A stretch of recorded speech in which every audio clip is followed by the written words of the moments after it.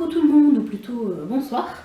Donc aujourd'hui je vais vous montrer comment créer un headbow Lolita, comme celui-ci que j'ai créé il y a quelques jours. Donc en fait c'est super simple à faire, honnêtement, même si on n'a jamais fait de couture avant, je pense que c'est facilement réalisable. Et honnêtement à moindre prix. Personnellement je vais essayer d'en refaire un avec ce tissu, qui c'est juste des coupons de tissu d'un projet que j'ai fini et il me restait ça, et donc je vais faire un headbow avec et j'en aurai pas forcément besoin, donc je pense que je vais faire un petit giveaway. D'ailleurs, petit point que j'ai oublié de dire, je déteste prendre des mesures en couture. Ça fait longtemps, ça fait plusieurs années que je fais de la couture, personne m'a appris, j'ai tout appris moi-même, donc honnêtement je suis pas professionnelle, voilà. Et aussi je ne prends jamais de mesures, donc je vais faire un effort, je vais essayer de prendre des mesures, mais ce headbow j'ai pas pris les mesures pour, malheureusement, j'aurais peut-être dû. Du coup je vais me baser sur ce headbow, mais ça va pas ressembler exactement à ce headbow, parce que tout simplement cette fois-ci je vais mesurer le tissu, alors qu'avant je faisais des triangles mais sans forcément mesurer en fait. Parce que ça me fait chier de mesurer et ça apporte pas grand chose que ton headbow il fasse 3 cm de plus ou de moins. Enfin, s'il fait pile 5,8 cm, voilà. Donc voilà, je ne mesure rien, personnellement, quand je couds. C'est pour ça que je préfère d'ailleurs coudre des vêtements médiévaux, parce que à 10 cm de plus, 10 cm de moins, ça ne change rien. Mais du coup, voilà, je vais faire un effort et je vais prendre les mesures, comme ça vous pourrez savoir comment faire. Je vais aussi... Donc voici le headbow de plus près. Donc on peut voir qu'en fait il n'est pas composé de deux rectangles comme mais en fait voilà, c'est un peu un faux headbow, c'est un peu voilà, c'est pas composé de trois rectangles, 1, 2, 3, ça c'est la même pièce, c'est d'ailleurs super simple à faire. Et ensuite il y a un rectangle derrière, d'ailleurs c'est mal cousu, je suis désolée, j'ai tout cousu à la main, je vais coudre le prochain à la machine parce que j'ai la flemme, mais c'est très facile à coudre à la main, honnêtement ça m'a pris 2 heures grand max. Et du coup voilà, c'est fait avec donc un serre-tête que je n'ai pas pour celui-là, je sais pas si j'en ai un, je vais voir. Le petit rectangle du milieu, le rectangle chelou ici et le grand rectangle derrière. Voilà, donc c'est super simple à faire. Donc je vais vous montrer comment faire chacune de ces pièces en commençant par le grand rectangle de derrière. Donc déjà ce que j'ai fait, c'est que j'ai replié le tissu comme ça. Je vais tout couper une fois et tout sera doublé parce que j'aurai 2 morceaux de chaque pièce. Donc voilà. Bon, je vais essayer à peu près de me baser sur les mesurations du headbow que j'ai déjà fait. Donc on va voir ce que ça va donner. Donc le premier morceau va être de 20 sur 12 cm. Donc je vais couper comme ça et je vais couper ici, comme ça j'ai 2 rectangles distincts. Ça va être en fait pour mettre la dentelle. Du coup j'ai maintenant les 2 rectangles qui font 12 sur 20 cm. Si on avait un au-dessus de l'autre et que du coup on a coupé les deux en même temps. Et ce qu'on va faire, c'est qu'on va prendre cette dentelle là et on va la mettre tout autour d'un des rectangles vers l'intérieur en fait. Attends, c'est mal. Tiens, voilà. Parfait. Voilà, donc on va coudre cette dentelle comme ceci vers l'intérieur. Ensuite ça va tourner et je vais vous montrer le résultat final. Voilà donc à quoi doit ressembler votre rectangle dès que vous avez mis la dentelle. Donc aussi d'ailleurs essayez de mettre le début de la dentelle au milieu. Voilà, au milieu par ici. Comme ça ce sera caché. Donc ça n'a pas besoin d'être pile au milieu vraiment, mais parce que voilà, il y aura à peu près 5 cm qui seront cachés ici. Donc essayez de le mettre dans les 5 cm, comme ça c'est caché, on ne voit pas où la dentelle commence et où elle finit. Donc il y a juste besoin de faire ça pour un des 2 rectangles. Et maintenant on va coudre tout autour. Voilà, donc la dentelle est tournée vers l'intérieur. D'ailleurs j'ai jamais dit quelle dentelle c'était. C'est vraiment un truc que j'ai acheté à 2,50 € Loisirs Co. Je crois que c'était au Super U. Donc c'est un petit truc tout con, hein, mais honnêtement ça marche très bien. J'ai utilisé ça même pour ce headbow. Donc voilà, on la met tournée vers l'intérieur. Et en gros, je vous explique, quand on mettra l'autre rectangle au-dessus, comme ceci, on va la retourner comme une chaussette. Et ensuite, la dentelle, elle sera comme ça, tournée vers l'extérieur. Et ce sera fait de façon très propre.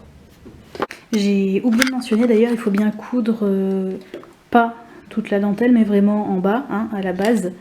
On laisse peut-être 2 cm pour être sûr que le tissu ne va pas s'effriter. Et vraiment on coud à la base, on ne va pas coudre sur ça parce que ça va être la partie visible. Du coup voici le rectangle tout bien cousu, il faut juste s'assurer qu'aucun des angles n'a été cousu. Voilà, donc ils vont avoir une gueule un peu bizarre mais c'est pas grave. Donc ce qu'on va faire, c'est qu'on va prendre le second triangle, qu'on va mettre ça au-dessus, donc l'un au-dessus de l'autre vraiment, et qu'on va tout bien attacher, sauf en haut. Au milieu, on va laisser peut-être 4 cm, voilà, un truc comme ça, où ce ne sera pas cousu, donc on va coudre tout autour, mis à part les 4 cm. Ensuite, on va retourner ce tissu comme une chaussette. Je vous montrerai, parce que j'ai pas l'impression d'être claire, mais dans tous les autres tutos, ils le font. Et du coup, si vous savez à peu près faire de la couture, vous saurez ce que c'est. Mais si vous êtes vraiment, vous débutez, vous avez aucune idée de quoi je parle, donc je vais vous montrer. Donc je vais coudre ça. Et je laisse un petit espace ici d'environ 4 cm. Je reviens. Voici donc mes deux rectangles cousus ensemble. Je m'excuse d'ailleurs s'il y a des bruits dehors. Je crois qu'il y a un orage. Donc j'ai laissé ici un petit trou. Et ce que je vais faire, c'est que je vais vraiment retourner ça. Donc je vais voir comment je peux vous mettre pour que ce soit visible. Voilà, on va vous mettre comme ça. Nickel.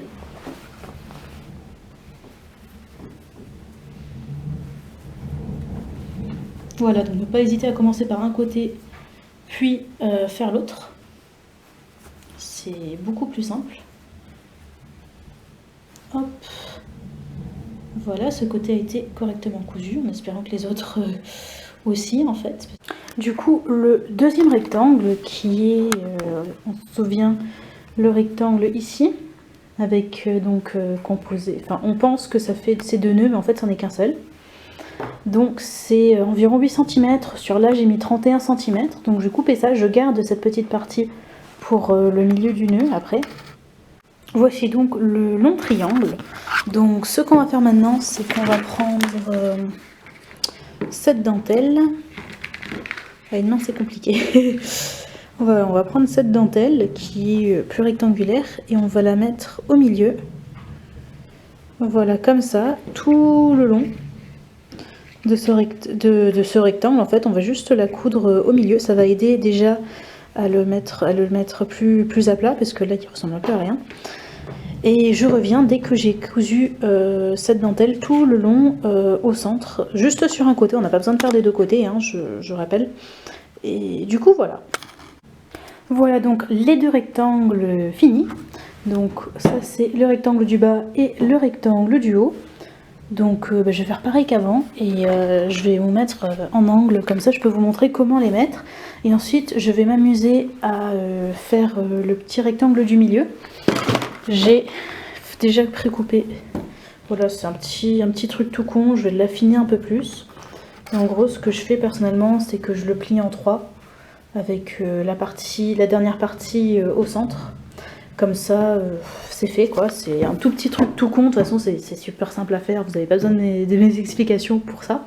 Donc je vais vous montrer comment est-ce qu'on plie le ruban là pour le mettre sur le ruban là.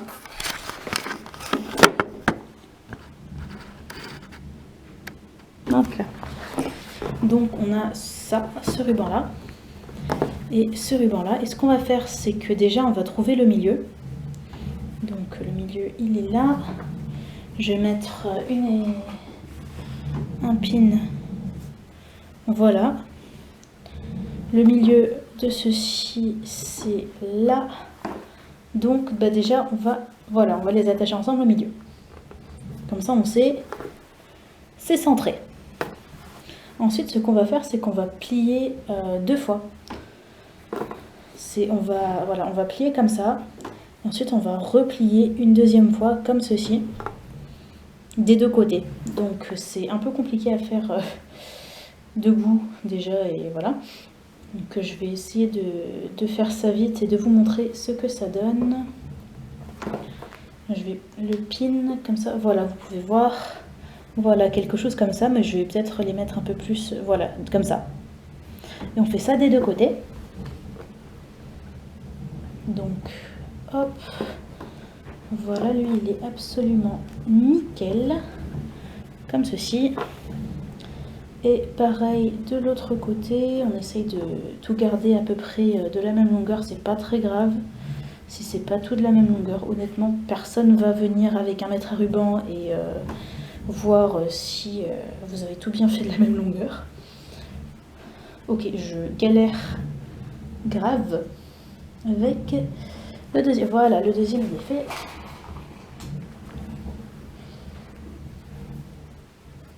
Hop, quelque chose comme ça.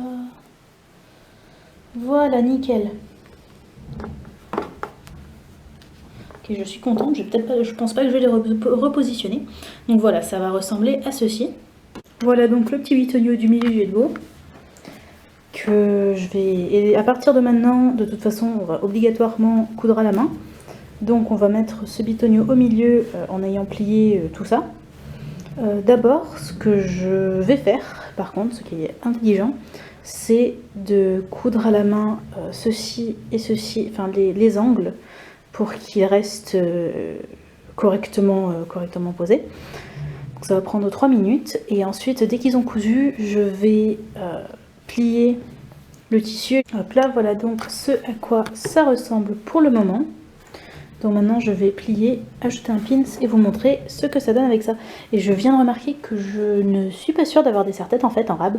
Donc je ne pourrai pas le fermer parce qu'en fait ce que j'avais fait c'est que pour l'ancien c'est que j'avais fermé ça au-dessus du serre-tête. Voilà, j'ai attaché le serre-tête autour donc je sais pas ce que je vais faire, si je vais peut-être aller acheter des serre-têtes demain matin pour finir la vidéo ou je ne sais pas. Je vais voir si j'en ai un rab déjà et au pire je vais peut-être attacher un pins plutôt que en faire un Edbo. Je vais peut-être attacher une pince crocodile ou quelque chose du genre parce que dans tous les cas c'est un peu petit comme... Enfin c'est... voilà. Donc on verra ce qu'on va faire avec. Voilà donc à quoi ressemble le Edbo avec des pins. Donc en fait la technique c'est déjà qu'il ne faut pas vouloir beaucoup... Enfin, c'est que tu fais comme un accordéon, comme tu faisais à la maternelle. Voilà, il ne faut pas faire beaucoup de plis parce que sinon c'est moche et t'arrives à rien faire. Et le premier pli il est en arrière pour qu'on puisse voir les détails du Edbo parce que sinon le Edbo il est tout, il est fermé et tu vois que dalle. Donc le premier pli des deux côtés il est vers l'arrière pour bien voir les détails du Edbo. Donc je vais finir ce Edbo et je vais voir à quoi je peux l'attacher pour que ce soit un véritable Edbo. Et je vous montrerai le résultat final. D'ailleurs, petite strat, avant d'attacher le petit bitonio du milieu, qui va être attaché comme ça, avant d'attacher ça, faites quelques tours de couture, faites un peu attacher ça bien en couture, parce que comme ça va pas se défaire alors que vous essayez de mettre ça, et parce que sinon ça se défait et c'est un enfer, donc attachez bien ça, et ensuite vous rajoutez ça. Voilà, donc le Edbo est donc cousu au milieu pour qu'il ne s'échappe pas en fait. Et ouais, je pense que ça va plutôt être dans ce sens. Voici donc la gueule de mon Edbo là de suite. Donc il est terminé, en gros, il va juste falloir trouver comment l'attacher sur la tête de quelqu'un. Il a l'air, je sais pas si c'est juste moi, mais il a l'air légèrement plus petit que le Edbo que j'avais fait avant. Même si, enfin, concrètement, on dirait que c'est la même taille, mais... quand je les mets côte à côte, il y en a un qui a l'air distinctement plus petit, donc je ne sais pas. Mais ça c'est une bonne chose parce que ça veut dire que je n'ai pas forcément besoin de serre-tête. Et en fait, vu qu'il fait un peu plus suite Lolita, en fait il est, je sais pas si vous voyez très bien sur caméra, il est bleu clair et blanc à carreaux guignam entre guillemets, donc un peu table de pique-nique. Et ça ressemble beaucoup à du suite Lolita. Et ça c'est très bien. Attends, je suis en train de voir que ça c'est pas symétrique, donc je vais devoir travailler dessus un peu. Le remettre correctement. Voilà, c'est mieux. Donc c'est un peu guignane, donc c'est un peu suite Lolita. Et quelque chose par rapport au suite Lolita, en général, elles mettent plus de choses sur la tête que nous, classique Lolita. Enfin là, je suis en old school, mais en général, elles mettent plus de choses sur la tête que nous. Donc moi, personnellement, j'aurais mis seulement ce Edbo. Mais elles vont peut-être mettre ce Edbo, mais seulement en barrette, avec 2 ou 3 autres bows, voire un Edbo en plus. Donc je pense que je vais transformer ça en barrette. Et je vous montre à la toute fin ce que ça donne sur quelqu'un. Et je vous donnerai plus de détails sur mon giveaway. Voilà donc une update sur le headbow fini. J'ai rajouté un tout petit peu de dentelle en forme de fleur. Voilà, c'est mignon. Et j'ai mis une bobby pin, je ne sais pas comment on dit ça en français. Bref, j'ai rajouté un truc comme ça. Il n'est pas encore super bien cousu, je vais le recoudre un peu. Voilà, ça s'ouvre comme ça. Et donc voilà, ce headbow est disponible en giveaway. Donc si vous voulez ce headbow gratuitement, comme j'ai dit avant, il faut habiter en Europe parce que bah, c'est Bibi qui se collectionne des frais de port. Il faut habiter en Europe et il faut me suivre sur Instagram et sur ma chaîne YouTube. Voilà, donc je vais juste finir d'attacher cette pince correctement et je vais vous montrer ce que ça donne sur moi.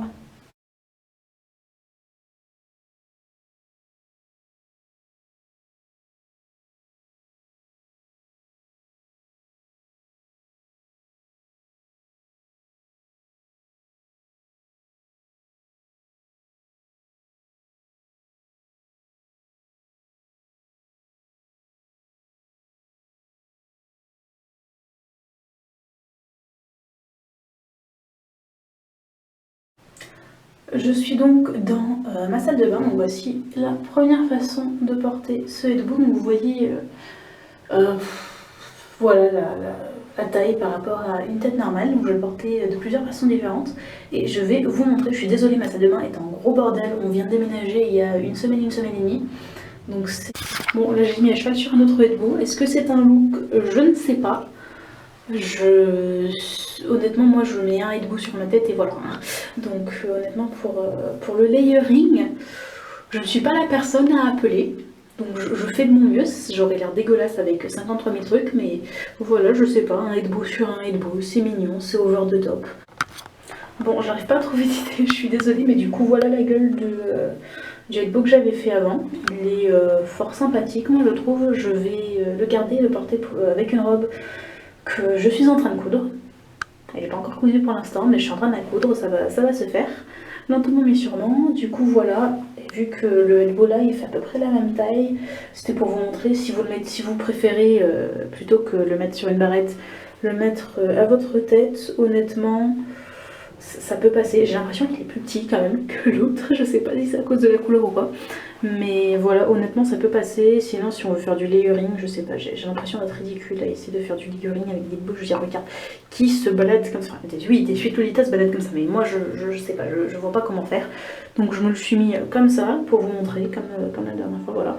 C'est très bien. Et du coup, voici ce à quoi il peut ressembler si vous le mettez sur un serre-tête. Voilà, voilà.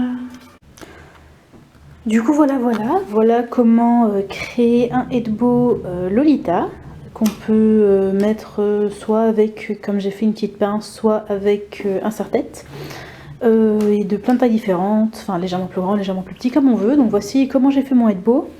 Il y a plein de façons de faire des headbows, vous n'avez pas besoin d'utiliser ma technique, c'est juste que vu que j'en avais fait un et il y avait pas mal de gens qui étaient intéressés pour savoir comment je m'étais prise en fait, parce que les headbows c'est un peu compliqué à faire quand on n'a pas la strat, et je suis un peu tombée sur la strat par hasard en fait. J'étais genre ouais allez on fait ça, ah merde ça fait quelque chose de joli. Quelle surprise! Donc voilà, ce headbow ainsi que quelques petites surprises, quelques goodies vont être en giveaway. Donc pour accéder au giveaway, il faut commenter cette vidéo YouTube, parce que sinon je ne sais pas du tout qui participe. Et il faut suivre mon Instagram, et de toute façon je pense que la plupart des gens qui connaissent mon YouTube viennent de mon Instagram en fait, ou me connaissent ou sont potes, parce que j'ai à peu près 30 vues par vidéo. Donc vous commentez, il faut absolument habiter en Europe, parce que frais de port. Et je vais vous envoyer ceci, ça sera un peu mieux cousu, hein, mais je vous envoyer ce headbow gratuitement, headbow fait main gratuitement, et quelques petits goodies dans une enveloppe bulle. Et le giveaway se termine on va dire le 25. Non, le 26, voilà, le 26. Donc c'est un petit giveaway de Noël parce que ça fait plaisir et parce que je vais littéralement jamais mettre ce nœud. Non, mais voilà, ça fait plaisir. Donc petit giveaway de Noël, ça se termine le 26 à minuit. Et donc dès le 27, je contacterai la personne qui a gagné pour récupérer son adresse et son véritable nom pour pouvoir lui envoyer ce Hedbo et quelques goodies. Voilà, voilà. Ah, bonjour. Bonjour toi. Coucou. D'accord, elle s'en... Ah non, elle s'en fout pas. Elle veut des câlins, du coup je vais vous laisser et je vais aller faire des câlins à mon chat. Au revoir. Coucou. Coucou. Oui, tu es jolie. Mais oui.